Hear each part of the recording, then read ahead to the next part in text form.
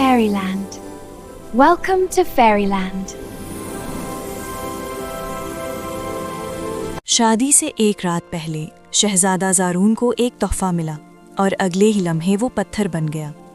مگر کسی کو نہیں معلوم تھا کہ ایک لڑکی کے آنسو پوری کائنات بدلنے والے ہیں۔ خاموشی اس قدر گہری، دم گھوٹنے والی اور بھیانک تھی کہ محسوس ہو رہا تھا جیسے پوری طلسماتی کائنات کی رگوں میں دوڑنے والا جادوئی خون اچانک برف بن کر جم گیا ہو۔ یہ کوئی عام خاموشی یا کسی طوفان سے پہلے کا سکوت نہیں تھا، بلکہ یہ اس ہولناک اور روح فرسا لمحے کی اذیتناک گونج تھی جب صدیوں پرانی بے لوث دوستی کا سنہرا اور چمکدار لبادہ اچانک اترتا ہے اور اس کے پیچھے چھپی حسد، کینے اور خونی انتقام کی کالی ناگن اپنا زہریلا ترین پھن پھیلا کر سیدھا دل پر ڈس لیتی ہے۔ وادی نورستان کی فضاؤں میں، جہاں آج تتلیوں کی سب سے حسین شہزادی امبر اور روشنیوں کے ناقابل شکست بہادر ترین شہزادے زارون کے مقدس ملاپ اور شادی کے گیت گونجنے تھے، وہاں اب صرف موت کی سی ویرانی اور تباہی کا ماتم بچھا تھا۔ شہزادی امبر، جس کے سنہرے پروں پر کائنات کے سب سے خوبصورت رنگ رقص کرتے تھے، آج ایک سنگلاخ، دراڑوں بھری اور زہریلی مٹی پر گھٹنوں کے بل گری ہوئی تھیں،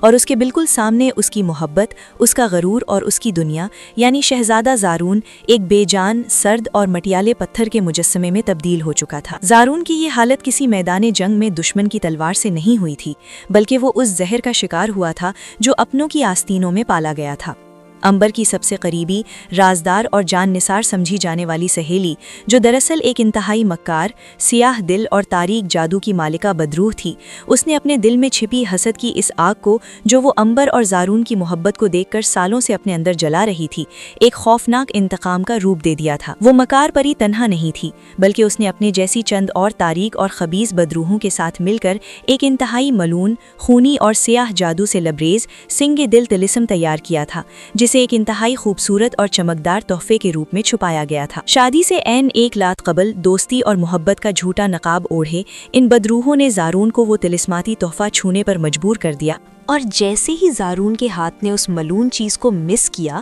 ایک سیاہ کڑکتی ہوئی بجلی نے اس کے پورے وجود کو جکڑ لیا، اور پلک جھپکتے ہی اس کا دھڑکتا ہوا دل، اس کا گرم خون اور اس کا پورا روشن وجود ایک ٹھنڈے اور کٹھور پتھر میں بدل گیا۔ اب امبر وہاں بیٹھی تھی، جبکہ دور ایک تباہ شدہ اور سیاہ قلعے کی اونچی فصیلوں سے وہ مکار اور بری پریاں اس دردناک اور دل چیر دینے والے منظر کو دیکھ کر انتہائی وحشتناک کہکہے لگا رہی تھیں اور اپنی اس شیطانی جیت کا جشن منا رہی تھیں۔ ان کا خیال تھا کہ کائنات کا کوئی جادو، کوئی منتر اور کوئی طاقت اب اس کالے طلسم کو نہیں توڑ سکتی، لیکن وہ بے وقوف بدروحیں کائنات کے اس سب سے بڑے اور اٹل سچ سے ناواقف تھیں کہ جب غرور اور حسد اپنی حدیں پار کر لیتے ہیں تو پھر مقابلہ کسی جادوگر سے نہیں، بلکہ کائنات کے سچے اور واحد خالق کے نظام سے ہوتا ہے۔ امبر کے دل میں شدید تکلیف اور دھوکے کا زہر ضرور اترا تھا، لیکن اس کی روح جاگ چکی تھی۔ اس نے انتقام کی آگ میں جلنے، چیخنے یا کسی جادوئی ہتھیار کو اٹھانے کے بجائے اپنے چمکدار پروں کو اس بنجر مٹی پر بچھا دیا اور اپنی تمام تر بے بسی، ٹوٹے ہوئے دل اور آنسوؤں کے ساتھ کائنات کے اس سب سے بڑے اور سچے مالک کے حضور سجدے میں گر گئی، جس کے ایک حکم کے سامنے لاکھوں سیاہ جادو اور کروڑوں بدروحیں ریت کے ذروں سے بھی زیادہ حقیر ہیں۔ امبر کا کائنات کے مالک پر یہ کامل یقین تھا کہ شفا اور زندگی صرف اسی کی ذات دے سکتی ہے، اور حسد کرنے والوں کی چالیں اللہ کی قدرت کے سامنے مکڑی کے جالے سے بھی زیادہ کمزور ہوتی ہیں۔ اس کی خوبصورت آنکھوں سے نکلنے والا ہر درد بھرا آنسو جب اس کے گالوں کو چومتا ہوا زمین پر گرتا تو وہ پانی کا قطرہ نہیں، بلکہ ایک انتہائی خالص، چمکدار اور انمول سفید موتی میں تبدیل ہو جاتا۔ یہ موتی اس کی سچی محبت، اس کے غیر متزلزل ایمان اور اس کے خالق کے حضور مکمل سپردگی کا وہ سچا ثبوت تھے جس میں دنیاوی جادو کی کوئی ملاوٹ نہیں تھی۔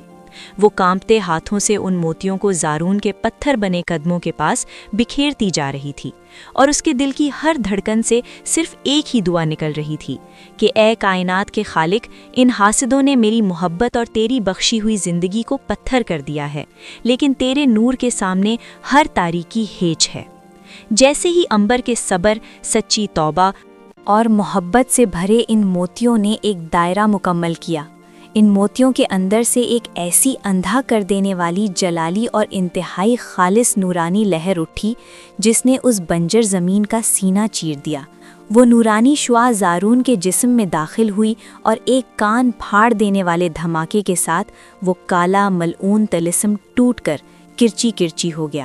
زارون کے جسم پر جمی وہ پتھر کی سرد خول موم کی طرح پگھل کر بہہ گئی اور وہ گہرا سانس لیتا ہوا زندہ سلامت اور پہلے سے زیادہ روشن ہو کر عنبر کے سامنے کھڑا ہو گیا۔ اور دوسری طرف اس خالص نورانی لہر نے جب دور اس سیاہ قلعے کا رخ کیا تو ان مکار اور حاسد بدروحوں کی آنکھیں خوف سے پھٹ گئیں۔